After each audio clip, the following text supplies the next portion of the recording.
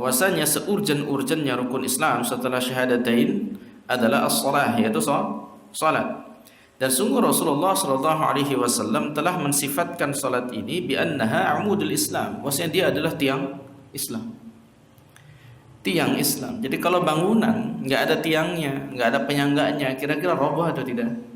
Roboh bangunan tersebut. Maka salat adalah tiangnya.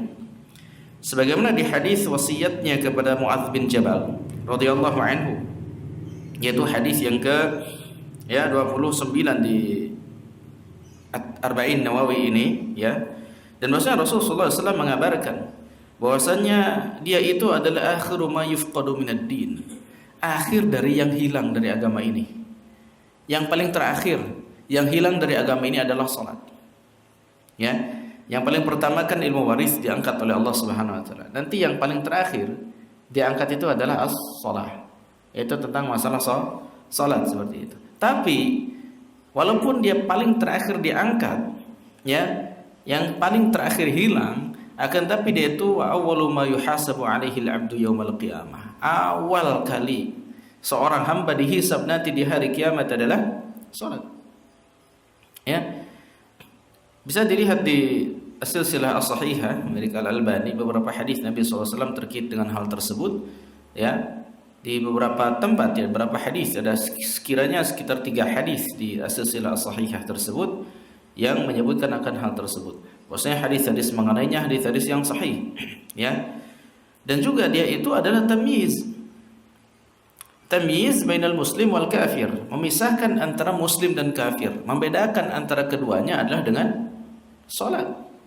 Seorang yang masih melakukan salat masih kelihatan keislamannya, masih kelihatan muslimnya gitu.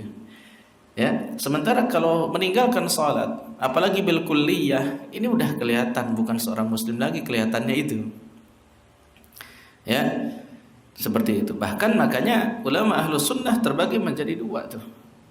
Ulama ahlus sunnah, para salafus saleh terbagi menjadi 2 mazhab menyikapi orang yang meninggalkan salat. Oke.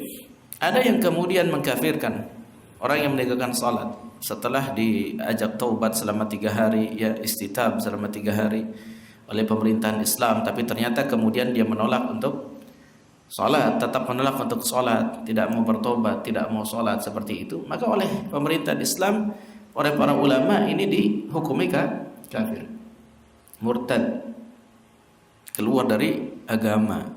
Ini menurut sebagian ulama ahlus sunnah. Sebagian lagi memandang seperti Syafi'iyah dan yang lainnya, itu tidak murtad, tidak sampai keluar dari agama, akan tetapi asin, dia itu bermaksiat, dosa besar, yang mana hukumannya oleh pemerintah Islam adalah turbatan bisayf, yaitu dengan dipancung. Ya, dosa besar luar biasa. Dan kata Ibnu Qayyim, orang yang meninggalkan salat secara sengaja tanpa ada uzur seperti itu, maka kata Ibnu Qayyim al-Jauziyah, bagaimana? Dia lebih besar dosanya dibandingkan membunuh, lebih besar dosanya daripada minum khamr, lebih besar daripada berzina, lebih besar daripada uququl walidain, lebih besar daripada apa lagi? Mencuri. Ya. Ya, maka jangan sampai kita ini meninggalkan salat, ikhwah. Bagaimanapun kondisi kita, selama akal kita masih sehat, masih berfungsi, maka wajib bagi kita untuk melaksanakan salat yang 5 waktu. Ya. Baik. Kemudian selanjutnya, penegakan daripada salat tersebut takunu ada halatain, maka terjadi, ya, dengan dua kondisi, ya. Ihdahuma wajibah, yang pertama wajib, ya, yaitu minimalnya, ya, apa-apa yang memang dia diwajibkan, salat-salat yang diwajibkan, maka kita harus melakukannya, ya. Dan juga ada salat-salat yang disunnahkan, seperti salat-salat nafilah, itu pun dilakukan, dikerjakan untuk menambah-nambah, ya, pahala, ya, seperti itu, menambah-nambah kemuliaan, menambah pahala di sisi Allah Subhanahu wa taala. Dan begitu pula di dalam salat tersebut juga ada yang sifatnya sunnah-sunnahnya, ya. Ya, ada rukun-rukunnya, ada syarat-syaratnya, kan, ada sunnah-sunnahnya seperti itu. Makanya sunnah-sunnahnya juga itu disempurnakan, dikerjakan oleh kita. Ya.